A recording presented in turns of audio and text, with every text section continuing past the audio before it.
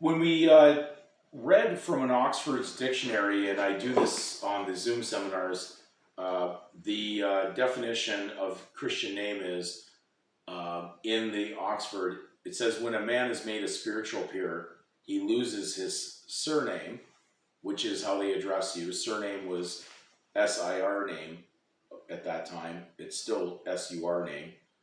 But when they write to you as dear sir, that's what they're really saying, dear surname, because now you're in a temporal or a secular position in title. Whether it is you may believe that you actually have that title, you don't. It's assumption. We're going to get to the bottom of this in this video. But when you become a spiritual, or you're on the side of God, under the supremacy of God, you would have to lose that other name.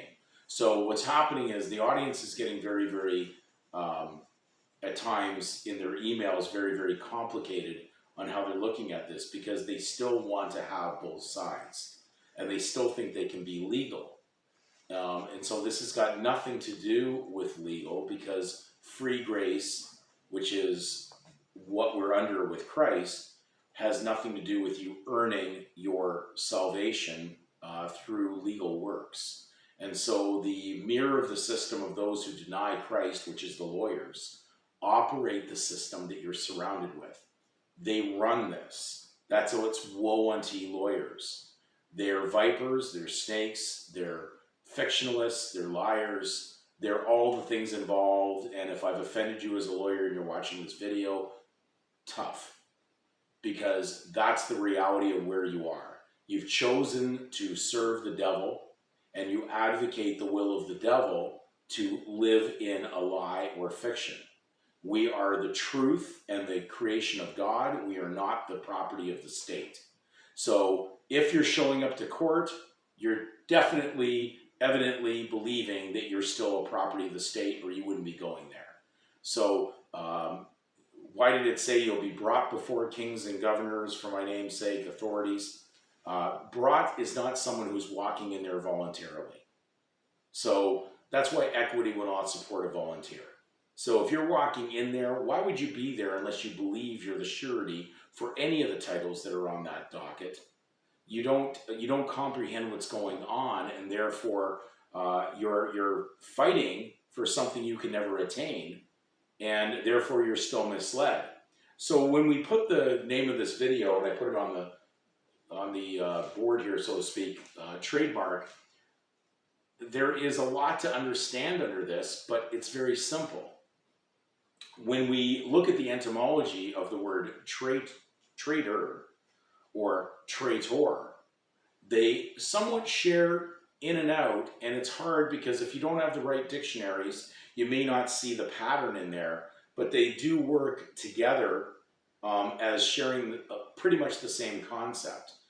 If you've traded your Christian unalienable position to become an alienable debtor of the legal state, you've committed traitorship, or you've become a traitor to God.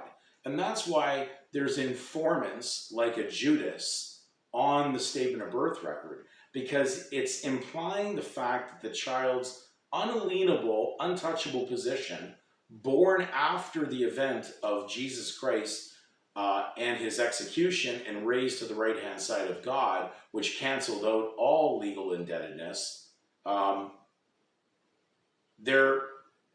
we're in a situation of, do we see that reality? Do we see the truth that's already laid out in Scripture? Or are we trying to hold on to something because we feel comfortable with it? We rationalize that, oh, the money's not so bad, the legal title's not so bad, I can still mingle in with there, I need to be unified with the society around me. Let's pull in the UN, all hold hands together and agree with the evil that is under that organization, along with the WHO. So we have to take a position. But when we look at the word trade name that shows up in the law dictionaries, Black's Law 4th, I'm just going to read this, and we want to look at it very simply, because it's not telling you anything that we haven't said in previous videos, but you may not have related to it or basically embraced it because you weren't listening at the level to comprehend what the meaning that they're saying in these definitions. So trade name, it says trade names are acquired by adoption and user and belong to one who first used them and gave them value. Well, let me bring you to wake up and smell the coffee.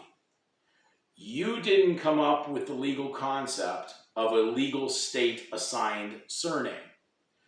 It is not your property. It is a granted title. Don't take something for granted because it comes with duties, debts, and obligations. States it on legal citizenship documents. So therefore, something that is granted is not absolute. It's alienable and can be removed, adjusted, messed with in any way that the parties who control it deem to be at their discretion.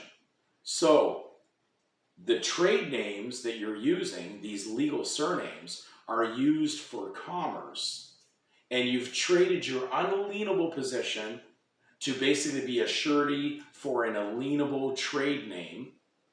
And therefore, the state issues them, they control it, they have their signatories on it, and then you end up assuming that it's you through deception, public education, and then you end up signing into a novated contract to take the government off of these very simple trade certificates. These are commercial trade certificates. That's what they're used for. But in essence, you are not party to this contract, but you become part of the contract.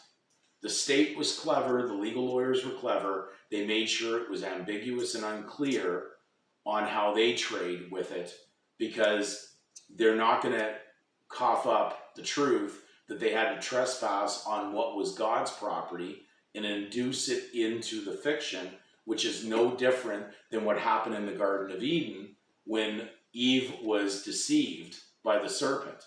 So these serpents are still out there, and they will have you basically under their curse of the legal, what they may call law, contract, to basically stand in their place instead as a sponsor for this fiction. You're not party to the contract, you never were, and therefore you're not in charge of anything legal. But when you're operating in there, actions speak louder than words. So we're just trying to simplify this so that you understand. So I'm going to read the definition again. Trade name. Trade names are acquired. So that means you didn't have it before. You've acquired it. By adoption, you adopted the use of that name. So now you become the apparent authority for it. You've now adopted their make-believe child. And user, and belong to one who first used them and gave them value. The government came up with the concept with the lawyers, and this has been going on a long time. They've had a lot of time to practice this evil art of deception. So they created a fictitious name that would actually blaspheme the fact that God has already redeemed you and basically canceled out all these certificates of debt.